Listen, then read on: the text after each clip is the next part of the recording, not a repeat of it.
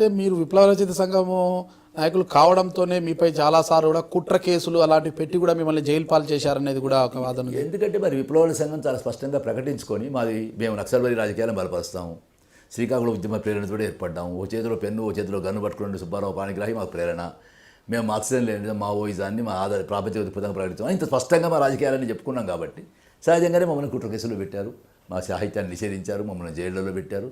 ఇవన్నీ మామూలే.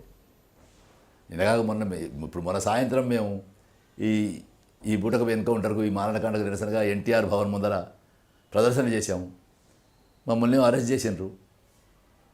మా వెహికల్ను కదలకుండా చేసి వెహికల్ కిందికి టైర్ల కిందికి దూరిపోయి టైర్లు పట్టుకొని టైర్లు తాళ్ళతో కట్టేసి చాలా మిలిటెంట్గా ఒక 40 మంది మహిళలు ఆందోళనకు సంబంధించి మీపై కేసు కూడా నమోదు చేశారు. మామూలు అంటే ఇలాంటి కేసులు ఎన్ని నమోదు చేశారు ఇప్పటివరకు? 40 దాకా చేసి ఉంటారు, 40-50 చేసి ఉంటారు. కేవలము మీరు విప్లవ రచయితలు మొత్తం కవితలు రాస్తున్నందువల్లే చేశారంటారు అంటే మీకేమన్నా ప్రత్యక్షంగా విప్లవాన్ని బలపరుస్తున్నందువల్ల? ప్రత్యక్షంగా ఉండడానికి ఏమో అవకాశం ఉంటుంది? ఇంత ఓపెన్గా విప్లవ రాజకీయాలు బలపరిచేవాడి దగ్గరికి ఏ విప్లవకారుడైనా వస్తాడా? విప్లవాన్ని బలపరచాలన్న సంకల్పం మీకు ఎందుకు వచ్చిందంటారు?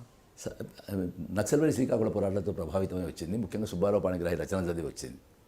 చుట్టూ ఉన్న సామాజిక పరిస్థితులు చూడడం వల్ల వచ్చింది. ఇప్పుడు అంటే సామాన్యంగా మైకోవిస్కీ అనేటువంటి రష్యన్ కవి అంటాడు, నేను కవిత్వం ద్వారా కమ్యూనిజంలోకి వచ్చానని. మనం సాహిత్యం చదువుతూ ఉంటే సాహిత్యంలో ఈనాటి సమాజాన్ని మనం వెతుక్కోగలిగేటువంటి కొన్ని పోలికలు కనిపిస్తాయి.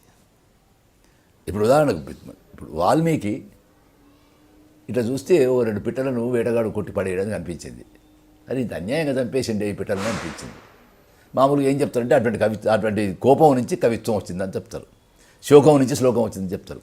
అంటే కళ్ళ ముందు అన్యాయం జరుగుతుంటే బాధపడి రాశాడు కదా ఆయన. అది నిజమే అయ్యి ఉంటే ఆయన చెప్పిందండి కాసేపు. అంత రామాయణమే రాసినవాడు, రాముని చరిత్ర రాసినవాడు, రాముడిని గొప్ప చేసినవాడు, రాముడు సీతను అడవిలో పంపితే సీతకు షెల్టర్ ఇచ్చాడు. నిజమైతే ఇదంతా. అంటే కవి అనేవాడు న్యాయపక్షం ఉండాలని అనుకుంటే ఎక్కడ చేయాలి? అసలు నేనైతే నక్సల్కి షెల్టర్ ఇవ్వాలన్నట్టే కదా నేను కవి అనిపించుకుంటే. నాది వాల్మీకి సంప్రదాయమే అయితే అట్లా ఎవరైనా నక్సల్ వస్తే, అట్లా పరిత్యక్తులు ఎవరైనా ఉంటే నేను షెల్టర్ ఇవ్వాలి, ఆశ్రయం ఇవ్వాలి. సాహిత్యం నుంచి నేను నేర్చుకోవాల్సింది ఇదే కదా. నేను బహుశా సాహిత్యం నుంచి ఎటువంటిది నేర్చుకున్నాను. వాల్మీకి ఉదాహరణ కాకపోవచ్చు, నాకు పాణిగ్రాహి ఉదాహరణ కావచ్చు.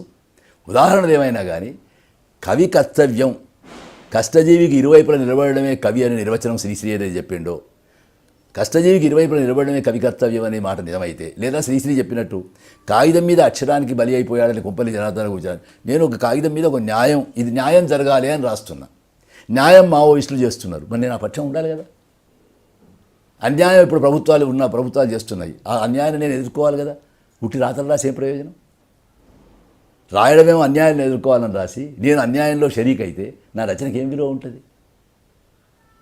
ఎందుకంటే